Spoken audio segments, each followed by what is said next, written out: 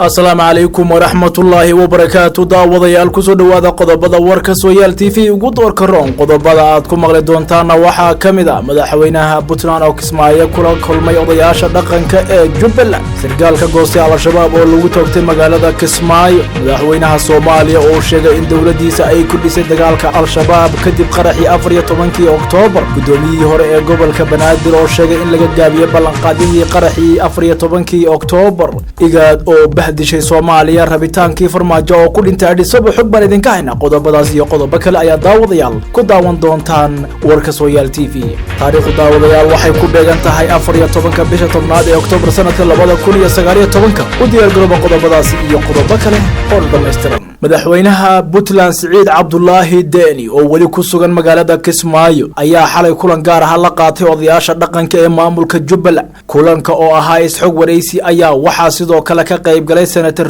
iyo xildhibaano ka tirsan baarlamaanka Soomaaliya ugu horeyn madaxweynaha Puntland ayaa warbixin guud ka dhageystay dhaqanka Jubbaland isagoona kula dardaarmay in ay la shaqeeyaan maamulka uu hogaamiyo madaxweyne Axmed Madoobe sidoo kale wuxuu ku booriyay in ay ka qayb qaataan ilaalinta amniga iyo waliba ka shaqeynta horumarka Jubbaland madaxweyne Siciid Cabdullaahi Deni ayaa lagu wadaa in uu dib ugu laabto Garowe kadib ka qaybgalkii caleemasaarka madaxweynaha Jubbaland oo uu tagay magaalada Kismaayo ee xarunta gobolka Jubbada Hoose isla wararka Kismaayo ayaan ku guda jirnay wararka laga helay gudaha magaalada Kismaayo ee xarunta gobolka Jubbada Hoose ayaa sheegaya in xalay lagu dilay sargaal ka tirsanaa wasaaradda amniga ee Jubbaland kaasi oo horay uga soo goostay kooxda al-shabaab marxuumka la dilay ayaa lagu magacaabay jiray Cumar Daqal Taqiyuddin sida xaqiijiyeen ila wareedyo muhiima mas'uuliyadda dilkan ayaa waxa sheegtay al-shabaab sida ay ku baahisay barteeda internetka warka soo baxay al-shabaab ayaa lagu sheegay in Cumar Daqal uu ahaa xubin firfircoon oo ka tirsan wasaaradda amniga ee Jubbaland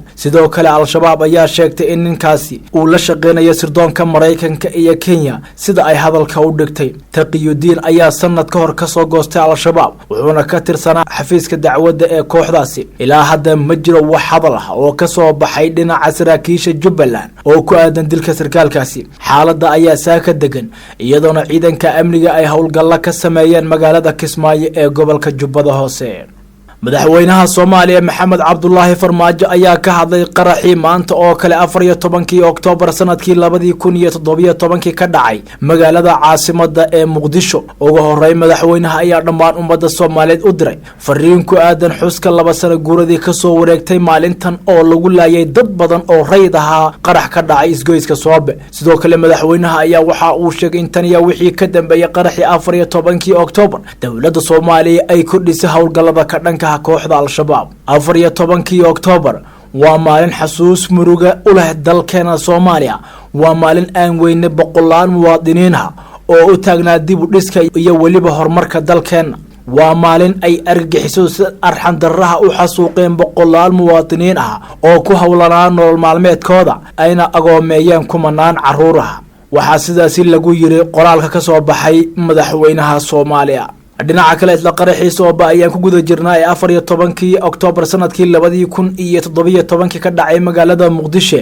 gudoomiyihii hore ee maamulka gobolka Banaadir ahaana duqii Muqdisho Thaabit Cabdi Maxamed ayaa ka sheekayay xasuustiisa ku aadan qaraxii xoogana ee 14 Oktoobar maanta laga joogo 2 sano ka dhacay Muqdisho Thaabit oo waraysi siiyay mid kamid ah TV-yada magaalada Muqdisho ayaa waxa uu sheegay in aan si nabad looga kabsan doonin dhacdadaasi oo si weyn u taabatay dadka Soomaaliyeed sidoo kale Thaabit oo xilligaasi ahaa gudoomiyaha gobolka Banaadir ayaa waxa uu tilmaamay in wali uu xasuusto gurmadkii loo fidiyay dadkii ku waxyeeloobay qaraxaasi iyo sida ay ugu midoobeen ummadda Soomaaliyeed waxa uu sheegay in laga gaabiyay in la fuliyo ballanqaadyadii iyo waliba tala soo jeedintii guddiga gurmadka qaran si loogu diyaar garoobo ama looga gaashaanto dhibaatooyin ka noocan oo kale aha qaraxan oo ay ku dhinteen boqolaal qof kuna dhaawacmeen boqolaal kale ayaa wali ka go'an xasuusta dad badan iyadoona maanta 2 sano kadib qaraxaasi iyo waxyeeladii uu geystay laga xusayo gudaha magaalada Muqdisho ee caasimadda Soomaaliya haatana daawadayaal ku soo dhawaada xog aan idinka hayno igaad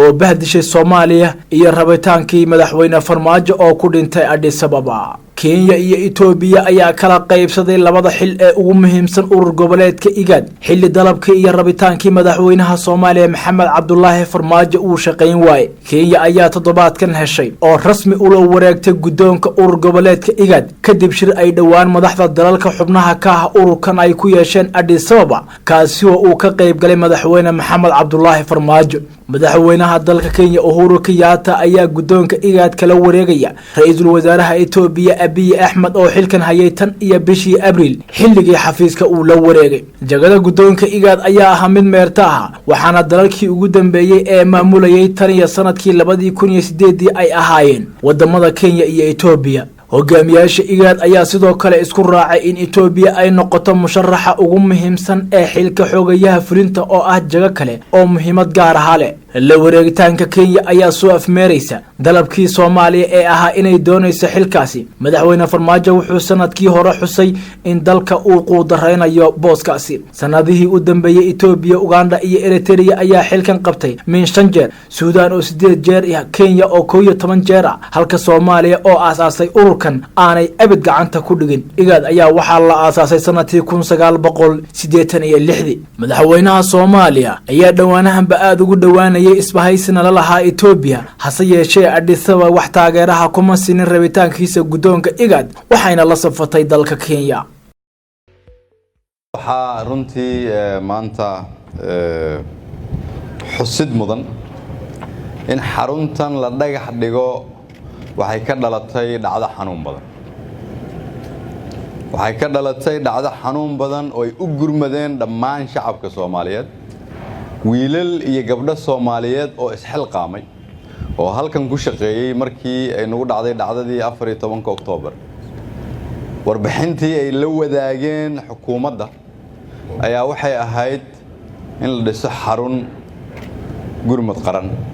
oo mustaqbalka ummadda loogu adeego. inaan ka jawaabnay taladii ay bixiyeen shacabka Soomaaliyeed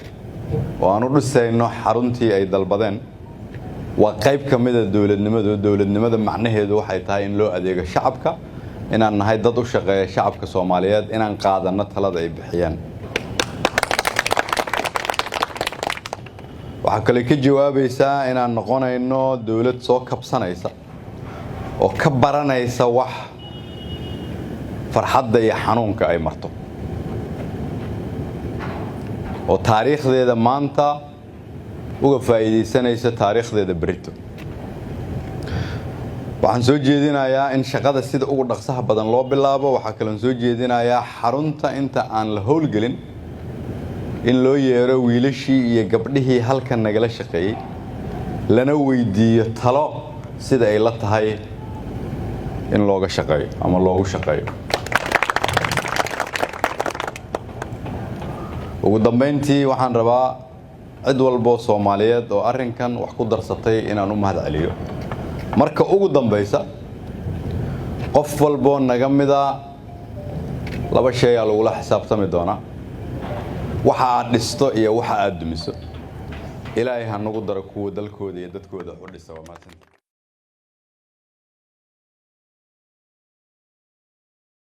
maanta oo kale 12 Oktoobar sanadkii 1954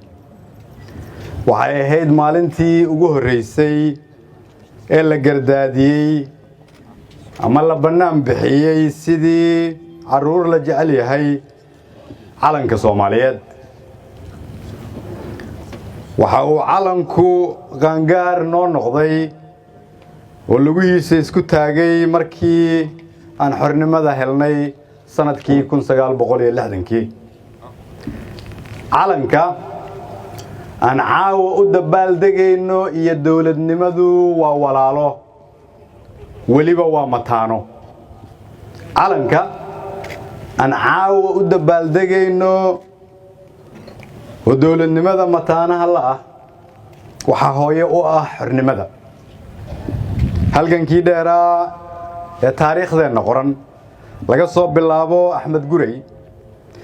ujeedadiisu waxay ahayd inay Soomaaliya dawlad noqoto. haddii marka aad maqasho ama taariikhda ka maqasho gobonnimo ama xornimo midnimo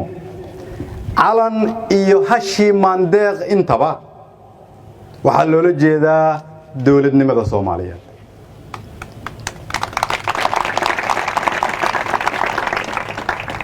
calanku waa astaanta adduunyadu nagu taqaan ama nagu aqoonsatay waa astaanta ay adduunyadu ku aqbashay inaan nahay qaran jira oo madax bannaan inaan nahay dawlad inaan leenahay dad madax iyo dhul la aqoonsan yahay taas macnaheedu waxay tahay haddii dawladnimada la waayo calan jiri maayo xornimana jiri mayso midnimana jiri mayso calanka dawladnimada isaga dhalay laakiin dawladnimada ayaa lagu ilaaliyaa calanka waayo calanku dawlad la'aan ma jiri karo macnuhu waxay tahay marka calankaas iyo dawladnimada ayaa isku dhex jira calankaas aad u jeedaan oo quruxda badan ma ahan mara caadi ah